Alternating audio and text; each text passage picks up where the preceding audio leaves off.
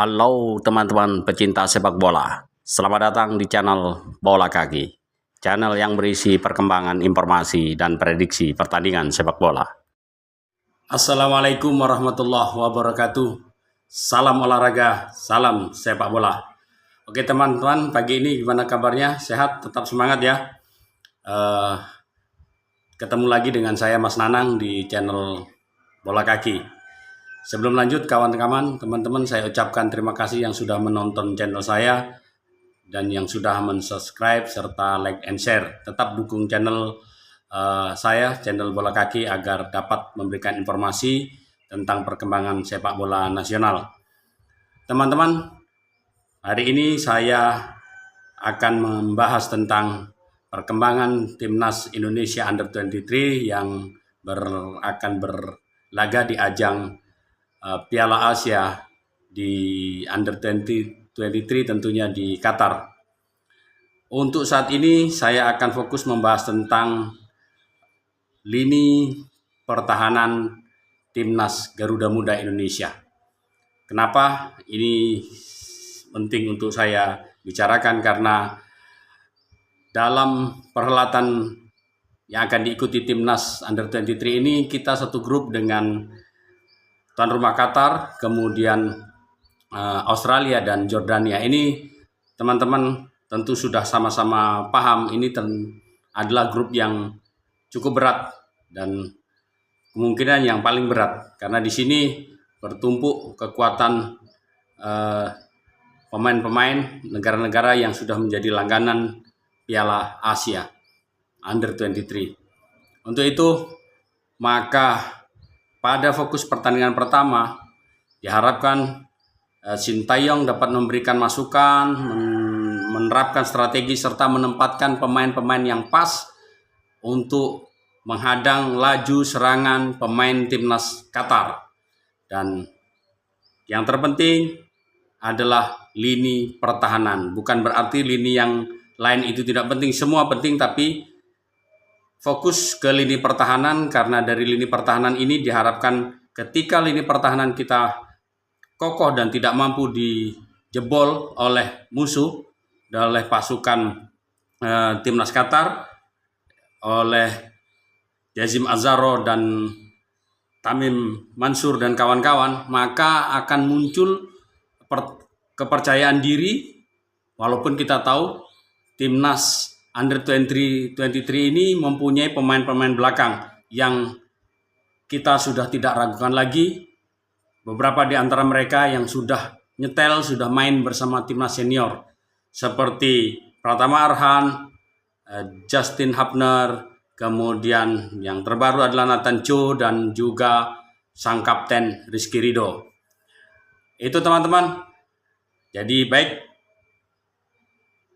kapan dimainkan dan berapa jumlah pemain yang lini belakang yang dibawa oleh tim Sintayong sebagai pelatih untuk mengikuti timnas pelatihan, itu kurang lebih ada 12 pemain untuk lini belakang, dan kemudian nantinya tentunya akan ada yang tersisih karena jumlah kuota pemain yang sekarang latihan itu di Dubai, Qatar, pemusatan mengikuti training center atau training camp itu berjumlah 28 yang nanti didaftarkan dan berhak ikut itu minimal 18 dan maksimal 23 pemain. Jadi terjadi pengurangan pemain.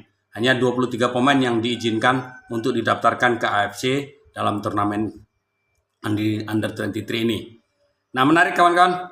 Teman-teman, ini pada lini pertahanan tentu penjaga gawang ada Hernando Ari, Adi Satrio, dan juga Fasya. Nah, seperti biasa kalau melihat teman-teman, kalau melihat kebiasaan, dan Sintayong tentu sudah paham karena dia juga memegang timnas senior. Sintayong itu selalu memainkan pemain-pemain yang sudah diketahui kemampuannya dan sudah di-setel, dan di antara mereka sudah dalam bahasa bolanya sudah nyetel mainnya. Sudah menyetel mainnya itu yang terutama di tim senior.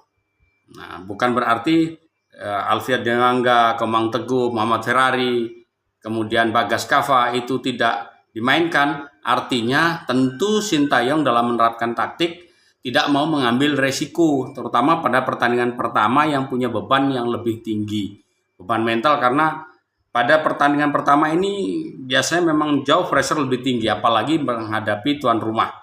Nah, ketika menghadapi tuan rumah, maka pemain yang dibutuhkan adalah pemain yang punya jam terbang lebih bagus dan sering dimainkan bersama. Nah, dalam hal ini, kalau melihat penampilan timnas senior yang kemarin dipasang pada lini pertahanan, maka terbaca tidak akan jauh kemungkinan tim inilah yang juga yang dipasang pada timnas Under 23, karena pemainnya sama. Ada Pratama Arhan, walaupun di situ tentu ada Donitri, kemudian Justin Hapner, kemudian ada Rizky Ridho. Nah, kapan dimainkan? Apakah menarik teman-teman? Apakah Sintayong akan menerapkan strategi dengan taktik 4 back sejajar, yaitu 4-3-3 atau 3 center back belakang kemudian menumpuk gelandang dan kemudian baru memasang 2 striker di depan. Nah, ini tentunya tergantung kebutuhan di lapangan ketika terjadi permainan nanti. Sintayong yang lebih paham tentu membaca juga dari video-video pertandingan Qatar, bola-bola silang yang dilakukan menjadi kebiasaan pemain Timur Tengah, tentunya itu yang akan diterapkan strategi apa yang mau dimainkan. Nah, sangat bagus teman-teman. Dalam training camp ini Sintayong menurut jadwal, anak asuh Sintayong atau Garuda Muda ini akan melakukan uji coba dengan 2 tim Timur Tengah. Salah satunya adalah Arab Saudi yang sudah konfirmasi, kemungkinan itu di jadwal tanggal 5 atau tanggal 6 itulah yang akan menjadi lawan tanding. Karena tipikal permainan mereka tentu tidak jauh berbeda. Sintayong akan membaca dimulai dari mana, bermain sayap, kemudian melakukan crossing, bola-bola long. Nah, ketika bola-bola tinggi, bola long ini, maka back yang dipasang adalah back yang punya kemampuan dalam menghalau lawan dengan headingnya. Nah, ini tentu Justin Hapner yang mempunyai tinggi badan lebih tinggi, kemudian Rizky Ridho yang juga lumayan tinggi. Tentu pemain-pemain yang punya kemampuan lebih tinggi yang bisa menghalau ini dilakukan sebagai menara untuk menahan serangan gempuran dari pemain Qatar. Jadi menjadi semacam pilar-pilar tembok penghalang. Nah, ini teman-teman. Jadi itulah perkiraan pemain yang akan diturunkan Sintayong sebagai bentuk lini pertahanan Garuda Muda. Harapannya jika lini pertahanan kuat tidak mampu ditembus, maka kepercayaan tinggi dengan mengharapkan counter attack yang cepat. Kita tahu kita punya pemain sayap yang cukup cepat seperti Witan Sulaiman, Pratama Arhan yang bisa melakukan dribbling untuk kecepatan yang tinggi. Sekaligus kemudian berikan operan untuk mencetak gol tentunya. Nah, ini yang bisa saya berikan sebagai gambaran untuk pertahanan timnas Under 23 Garuda Muda yang akan berlaga di ajang Piala Asia. Itu teman-teman, oke? Semangat, terus tetap dukung timnas Indonesia, karena timnas Indonesia adalah milik dan kebanggaan kita bersama. Salam olahraga, salam sepak bola.